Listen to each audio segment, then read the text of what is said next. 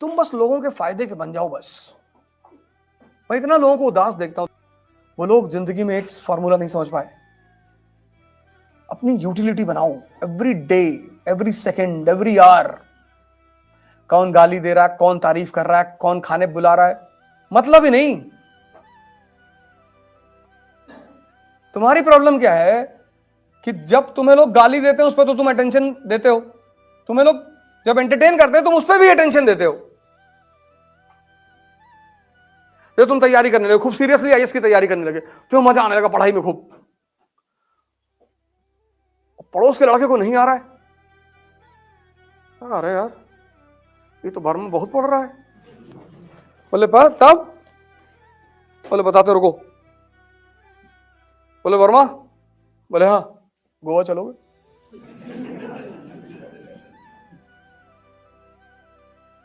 वर्मा ने कहा हमारे पास पैसा ही नहीं, पापा 6,000 रुपया भेजते हैं, 2,000 कमरे का चला जाता, पैसा ही नहीं बचता, हम दे रहे ना, अब दोस्ती में पैसा लाओगे?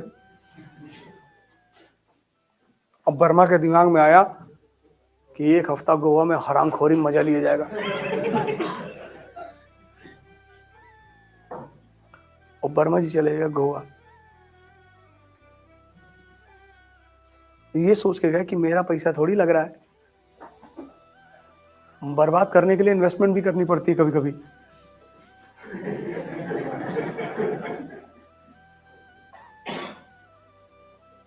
अपना टाइम किसी को मत दो, पैसा दे दो, अकेले बैठे रहो, अकेले। नहीं पढ़ने मन कर रहा है, 10-15 किलोमीटर पैदल चले आओ।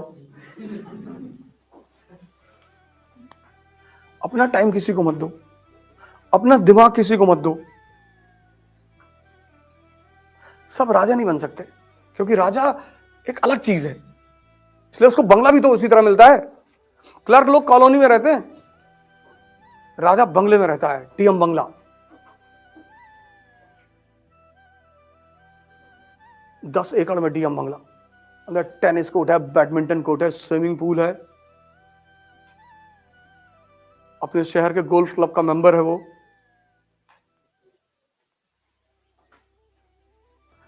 टोल टैक्स नहीं देता,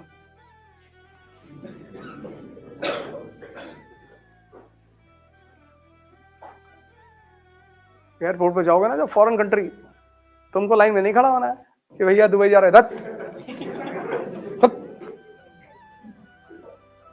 तुम्हारी ब्यूरोक्रेसी की अलग लाइन होगी, अलग लाइन ही नहीं होती। एयर होस्टेस आएगी, सर प्लीज,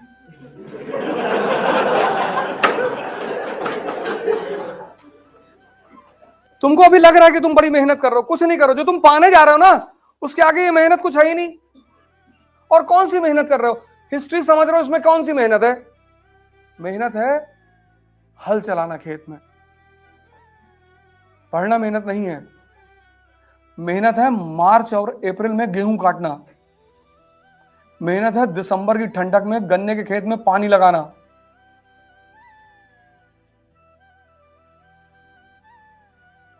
रात में जाते थे हम लोग बरहा चेक करने, ड्रेन मिट्टी के होते थे, तो गांव में एक से एक खलीफा है, अब मिट्टी का वो है ड्रेन, उसको काट के दूसरे खेत में पानी बहा दिए।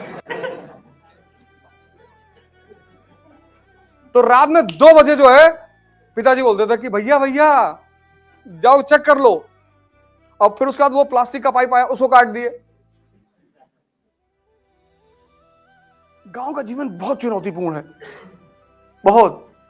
रात में तुम्हारे खेत में घुस गया, आलू उखाड़ उखाड़ के फेंक दिए, मटर काट डाले पूरी, और यही सब मजा है। वो भी करते हैं, हम भी करते हैं, और हम दोनों एक दूसरे को देख के मुस्कुराते हैं। पड़ोसी की भैंस गायब हो गई, भैया 1.5 लाख की लाए थे, अरे अरे कौन लेके चला गया? वो देख रहे हैं, कहना बहुत गलत हो जाएगा, क्या हम ले गए?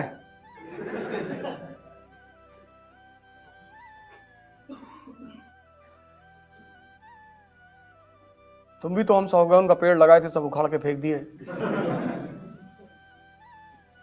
तो हिसाब तो बराबर होगा ही। होली चलेगी, बाद में चलेगी। तुम्हारा पोता पड़ता है दिल्ली में, सेंट मैरी में, 11:30 बजे छुट्टी होती। देखो भैया बदतमीजी ना नहीं नहीं, मैं तो बता रहा हूं, मैं तो गांधी का फॉलोवर हूं। याद आ रहा तो मैंने कहा बता दे।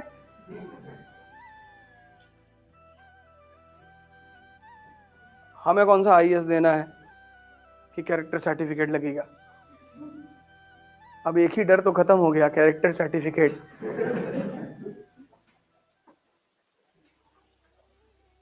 लेकिन मैं गांधी का पुजारी हूं, मुझे हिंसा से बहुत नफरत है। कोई मर जाए तो वो अलग बात है, हम तो मच्छर टहलते रहते, तुमसे कहते कि भैया चले आओ, देखो हमको काटो नहीं, हम मार नहीं पाएंगे तुमको। ऐसे जीवन जिया करो। पर अगर तुम्हारे घर को लोग घेर लें तो छत पर पोजीशन ले लो, मार डालो बस 20 40 50 लोगों को।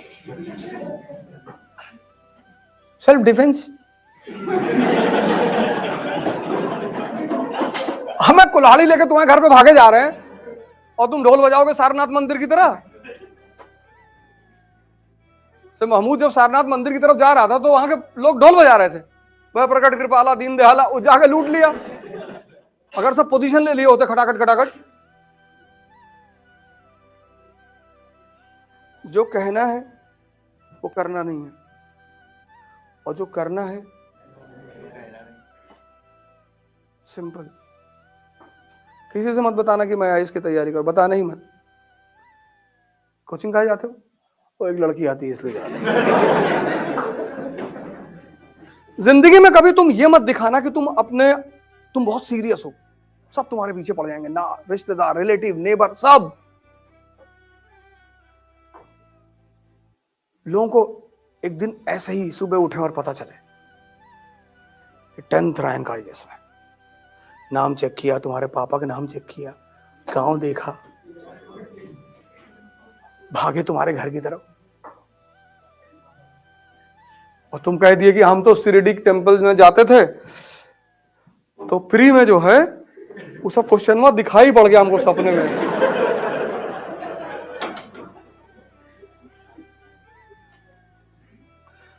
युद्ध की सबसे बड़ी बात यह है कि तुम डिस्क्लोज मत करो कि तुम क्या कर रहे हो, तभी जीतोगे। अगर युद्ध में तुम नजर में रहोगे सबकी तो मार दिए जाओगे। हिंदुस्तान के राजा क्यों मारे जाते? ये हाथी बैठ के लड़ते थे।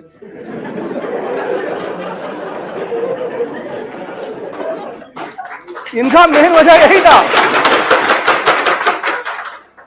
पहला बैटल ऑफ पानीपत क्या है? इब्राहिम लोधी हाथी बैठा हुआ है। जब सब बजाज सुपर पे बैठे हैं, स्प्लेंडर पे बैठे, तू भी बैठ।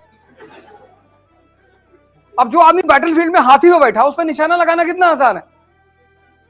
1556 second battle of Panipat, Hemu हाथी बैठा हुआ है। इन विदेशियों को भारतीयों को हराने में टाइम नहीं लगा, क्योंकि चेस के गेम में अगर राजा गया तो खेल खत्म।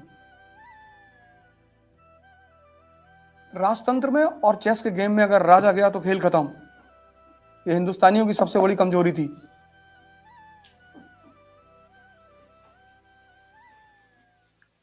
हिडन करके रखो अपने आप को, हिडन। पागल बनकर रहो, पागल।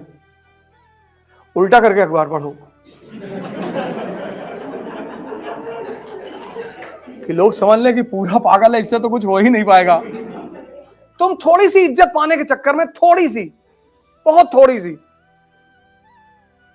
और सिर्फ थोड़ी सी इज्जत पाने के चक्कर में नहीं कि लोग मुझे गाली ना दें, इसलिए तुम बता देते हो कि मैं इसकी तैयारी। देने दो गाली,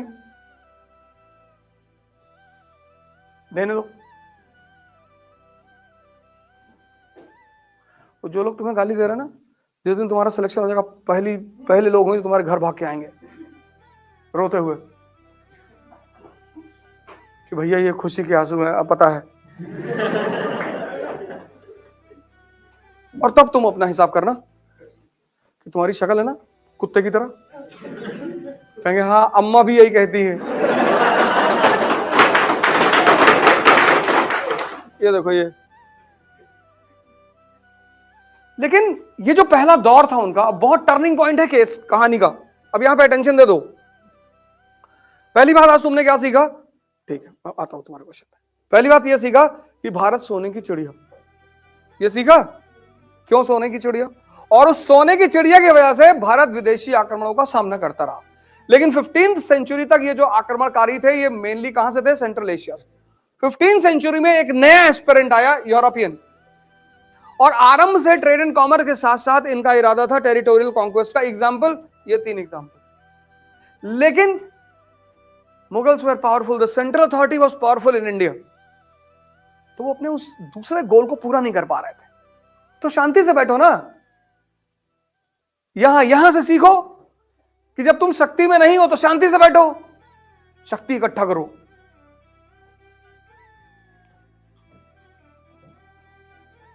ध्यान करो, योगा करो, दौड़ो, भागो, जिम जाओ। 2 ही ताकत के बल पे लड़ोगे, एक शारीरिक ताकत, एक मानसिक ताकत। और कॉन्फिडेंस मोटिवेशनल लेक्चर सुन के नहीं आती, कॉन्फिडेंस ताकत से आती है।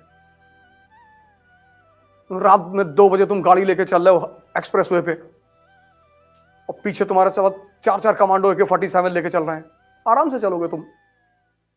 ताकत, मोटिवेशन, उत्साह जो है मोटिवेशन सुन के नहीं आता, उत्साह आता है ताकत से। और ताकत 2 है, एक शारीरिक, एक मानसिक। उसमें सबसे बड़ी है मानसिक। अगर तुमने स्टीफन हॉकिंस की फोटो देखी होगी, पूरा शरीर खराब है, बस दिमाग ठीक है, और उस आदमी को नोबेल प्राइज मिला।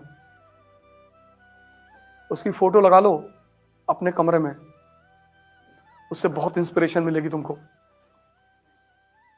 3-4 लोगों की फोटो लगाओ, एक अंबेडकर की फोटो लगाओ, गांधी की लगाओ, लिंकन की लगाओ, अंबेडकर की तो जरूर लगाओ, भगत सिंह की लगाओ, विवेकानंद लगाओ।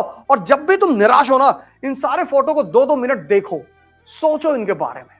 सोचो कि मैं अंबेडकर हूं, क्लास के बाहर बैठा हूं, लोग मेरी बेइज्जती कर रहे हैं, लेकिन मैं पढ़ूंगा। बस तुरंत तुम ऊर्जा से भर जाओगे। अंबेडकर किसी जाति विशेष के नेता नहीं है, अंबेडकर पूरी दुनिया के हर उस आदमी के नेता हैं जो शोषित हो रहा है। ज्योतिबा फूले ने सिर्फ दलितों के लिए स्कूल नहीं खोला था, औरतों के लिए भी खोला था।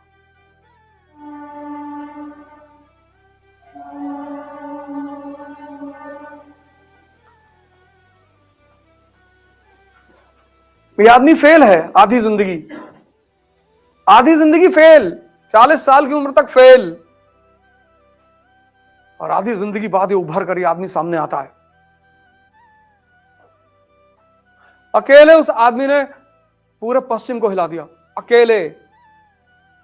कलाम की फोटो लगा लो, पेपर बेचते बेचते प्रेसिडेंट बन गया।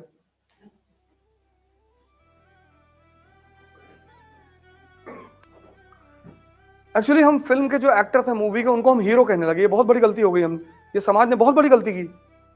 वो एक्टर हैं, ठीक है, उनकी तारीफ होनी चाहिए, एक्टिंग इज एन आर्ट। अभी मैं आपको बुलाऊं कि मंच पर आओ, रो के दिखाओ, तो आप हंसने लगोगे। कला का सम्मान होना चाहिए ना, तो एक्टरों का सम्मान होना चाहिए, लेकिन वो हीरो नहीं है।